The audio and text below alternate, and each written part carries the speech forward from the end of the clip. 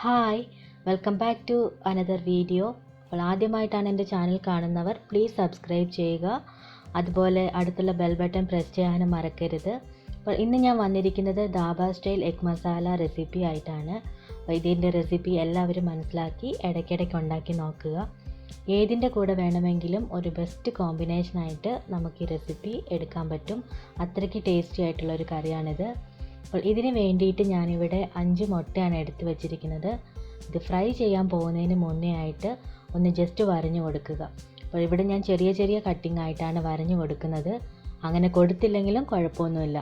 ഇങ്ങനെ ചെയ്യുകയാണെങ്കിൽ നമ്മൾ ഫ്രൈ ചെയ്യുമ്പോഴത്തേക്കും മഞ്ഞൾപ്പൊടിയും മുളക് പൊടിയും എല്ലാം ഇതിനകത്തേക്ക് കയറി ഒരു പ്രത്യേക ടേസ്റ്റ് തന്നെ ഉണ്ടാവും. അപ്പോൾ അതിന് വേണ്ടിയിട്ടാണ് ഇങ്ങനെ ചെയ്യുന്നത്. അപ്പോൾ ഇത് ഒരുപാട് നേരം വറുക്കാൻ പാടില്ല. നമ്മൾ ഫ്രൈ ചെയ്തെടുക്കുകയാണെങ്കിൽ ഇതിൻ്റെ മേലെ മുഴുവനും നല്ല ഹാർഡായിട്ട് പോവും. ആദ്യം നമുക്ക് മുട്ട ഒന്ന് ഫ്രൈ ചെയ്തെടുക്കാം. അപ്പോൾ അതിന് വേണ്ടിയിട്ട് 1 ടേബിൾ സ്പൂൺ ഓയിലാണ് ഒഴിച്ചിരിക്കുന്നത്. ഇത് സൺഫ്ലവർ ഓയിലാണ് ഇവിടെ എടുത്തിരിക്കുന്നത്. അതിലേക്ക് 1/4 ടീസ്പൂൺ മഞ്ഞൾപ്പൊടിയും 1/2 ടീസ്പൂൺ കാശ്മീരി മുളക് പൊടിയാണ് ചേർക്കുന്നത്. ഇവിടെ സാദാ മുളക് പൊടി യൂസ് ചെയ്യുന്നില്ല. കാശ്മീരി മുളക് പൊടിയുടെ നിറവും അതുപോലെ തന്നെ എരിവിനായിട്ട് 2 പച്ചമുളക് മാത്രമേ ചേർക്കുന്നുള്ളൂ.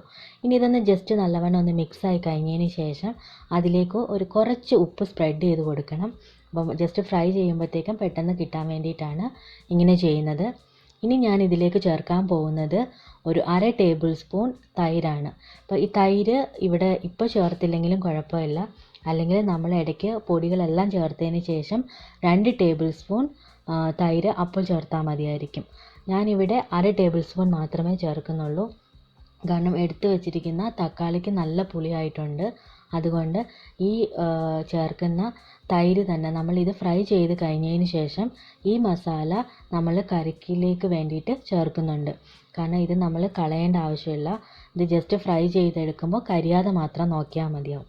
പിന്നെ ഇത് ഫ്രൈ ചെയ്യുന്ന സമയത്ത് ലോ ഹീറ്റിൽ വേണം ഇട്ട് ചെയ്യാൻ വേണ്ടിയിട്ട്. ലോ ഫ്ലെയിം ആയിരിക്കണം, അത് പ്രത്യേകം ശ്രദ്ധിക്കുക.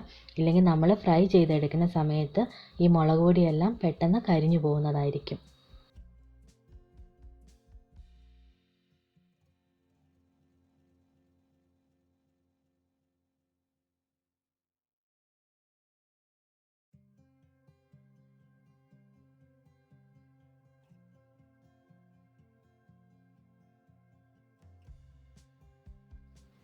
ഇങ്ങനെ ഫ്രൈ ചെയ്തെടുത്ത് മാറ്റി വയ്ക്കുക. ഇനി നമുക്ക് മസാല റെഡിയാക്കാൻ വേണ്ടിയിട്ട് 2 ടേബിൾ സ്പൂൺ ഓയിലാണ് ഒഴിക്കുന്നത്. 2 ടേബിൾ സ്പൂൺ ഓയിൽ ഒഴിച്ചതിന് ശേഷം അതിലേക്ക് 1 ടീസ്പൂൺ ജീരകമാണ് ചേർക്കുന്നത്. ഇവിടെ കടുക് യൂസ് ചെയ്യുന്നില്ല. അതുപോലെ തന്നെ 2 വറ്റൽമുളകും ഇട്ട് ജസ്റ്റ് ഒന്ന് വാടിയതിന് ശേഷം ഒന്ന് വറുത്തതിന് ശേഷം അതിലേക്ക് 2 പച്ചമുളകാണ് ഇവിടെ ചേർക്കുന്നത്. ഈ പച്ചമുളകിന് നല്ല എരിവുള്ളതുകൊണ്ട് ഞാൻ 2 മാത്രമേ ചേർക്കുന്നുള്ളൂ. നിങ്ങളുടെ മുളകിന് എരിവുള്ളതാണെങ്കിൽ അതിനനുസരിച്ച് വേണം ചെയ്യാൻ വേണ്ടിയിട്ട്.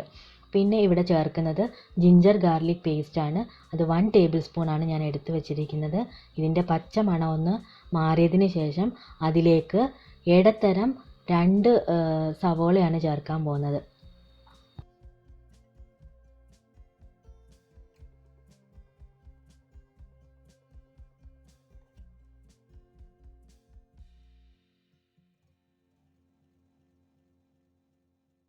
വലിയ സവോളയാണെങ്കിൽ 1 മാത്രം എടുത്താൽ മതി. ഇത് വേറൊരു രീതിയിലും ചെയ്യാം.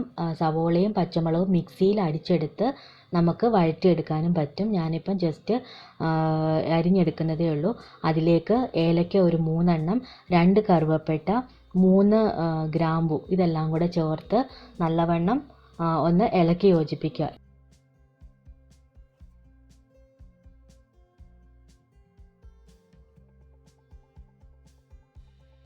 ഇത് ഫസ്റ്റ് ഓയിൽ ഒഴിച്ച് ജീരകവും വറ്റൽമുളകും ഇടുന്ന സമയത്ത് ഇട്ട് കൊടുക്കണം. ഞാനത് വിട്ടുപോയതുകൊണ്ടാണ് ഇപ്പോൾ ഇട്ടിരിക്കുന്നത്. ഇനി ഇതിലേക്ക് നല്ല മണം കിട്ടുന്നതിന് വേണ്ടി വൈനയിലയാണ് ചേർത്തിരിക്കുന്നത്. ബിരിയാണി ഇലയെന്നും ഇതിനെ പറയും. അപ്പോൾ ഇതും കൂടെ ചേർക്കുമ്പോൾ നല്ലൊരു മണമാണ് ഇതിലേക്ക് കിട്ടാൻ പോകുന്നത്. ഇനി ഇവിടെ ആവശ്യത്തിനുള്ള പൊടികളെല്ലാമാണ് ചേർത്ത് കൊടുക്കേണ്ടത്. അപ്പോൾ അതിന് വേണ്ടിയിട്ട് മഞ്ഞൾപ്പൊടി 1/4 ടീസ്പൂണാണ് ചേർക്കുന്നത്. കാശ്മീരി മുളക് പൊടി 1.5 ടേബിൾ സ്പൂൺ ചേർത്ത് കൊടുക്കണം. മല്ലിപ്പൊടി 1 tablespoon, garam masala 1/2 teaspoon, ജീരകത്തിൻ്റെ പൊടി 1/4 ടീസ്പൂൺ, കുരുമുളക് പൊടി 1/2 ടീസ്പൂൺ. ഇതെല്ലാമാണ് പൊടികളായിട്ട് ഇവിടെ ചേർത്ത് കൊടുക്കേണ്ടത്. പിന്നെ നമ്മൾ എഗ്ഗ് ഫ്രൈ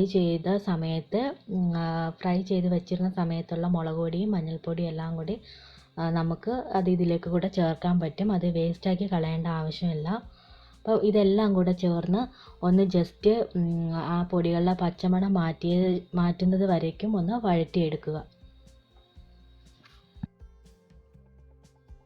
കാശ്മീരി മുളക് പൊടി ചേർക്കുമ്പോഴാണ് ഈ കറിക്ക് നല്ലൊരു കളറ് കിട്ടുന്നത്. ഇതിനേക്കാളും കൂടുതൽ കളറ് വേണം എന്ന് ആഗ്രഹിക്കുന്നവർ പച്ചമുളക് ചേർക്കുക വേണ്ട. അതിനും കൂടെ പകരം നമ്മൾ കാശ്മീരി മുളക് പൊടി ചേർത്താൽ മതി. ഇവിടെ ഞാൻ തക്കാളി അരച്ചെടുത്തതാണ് ചേർക്കുന്നത്. ഇതൊരു ചെറിയ തക്കാളി മിക്സിയിലിട്ട് നല്ലവണ്ണം അരച്ചെടുത്തതിന് ശേഷം അതും കൂടെ ഇതിലേക്ക് ചേർക്കുക. എന്നിട്ട് ഇതും കൂടെ ഒന്ന് നല്ലവണ്ണം വഴറ്റിയെടുക്കുക.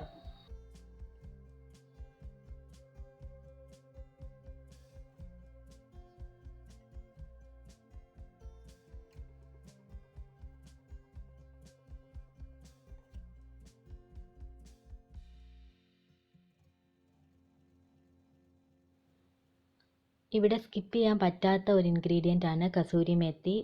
ഇത് നിർബന്ധമായിട്ട് ഇതിൽ ചേർത്താൽ മാത്രമേ ഇതിൻ്റെ പെർഫെക്റ്റ് ടേസ്റ്റ് വരത്തുള്ളൂ. ഇത് ജസ്റ്റ് ഒന്ന് സ്പ്രെഡ് ചെയ്ത് കൊടുക്കുക.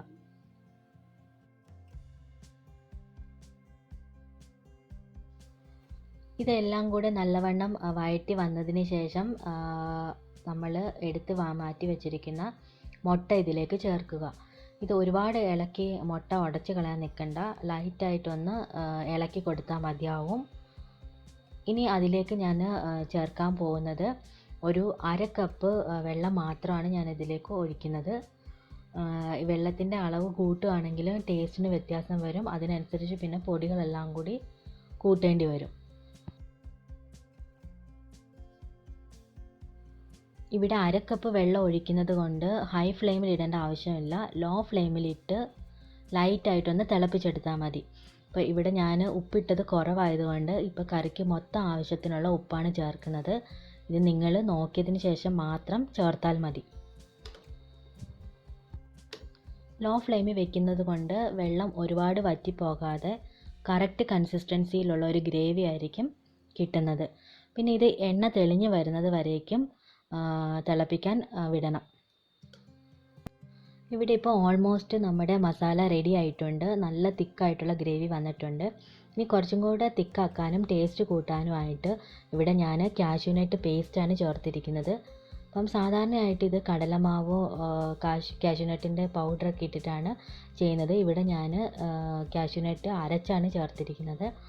ഇത് ടേസ്റ്റ് ഇൻക്രീസ് ചെയ്യിപ്പിക്കാനുള്ള ഒരു രീതിയും കൂടാണ്.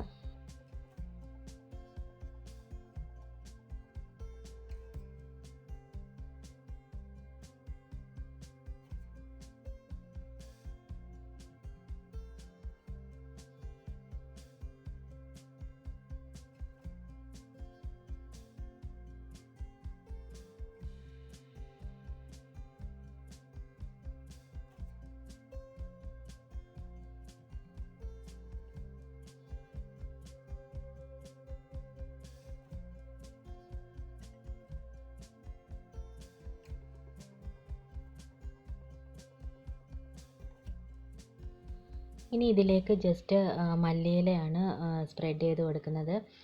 ഇത് ഒഴിവാക്കണ്ട. ഇതും കൂടെ ഉണ്ടെങ്കിൽ നല്ലൊരു മണം കിട്ടും. ഇവിടെ dhaba style egg masala ready ആയിട്ടുണ്ട്. ഇത് പൊറോട്ടയുടെ കൂടെയോ ചപ്പാത്തിയുടെയോ ബ്രെഡിൻ്റെയോ ദോശയുടെയോ ചോറിൻ്റെയോ ഒപ്പമൊക്കെ കഴിക്കാൻ പറ്റിയ നല്ല ടേസ്റ്റി ആയിട്ടുള്ളൊരു കറിയാണ്. അപ്പോൾ ഇതെല്ലാവരും ഉണ്ടാക്കി നോക്കുക. ഇനി അടുത്ത വീഡിയോ വരുമ്പോഴും സപ്പോർട്ട് ചെയ്യുക. അപ്പോൾ സബ്സ്ക്രൈബ് ചെയ്യാത്തവരാണെങ്കിൽ ഉറപ്പായിട്ട് സബ്സ്ക്രൈബ് ചെയ്യണം. അപ്പോൾ നെക്സ്റ്റ് വീഡിയോ വരുന്നത് വരയ്ക്കും bye. Thanks for watching my video.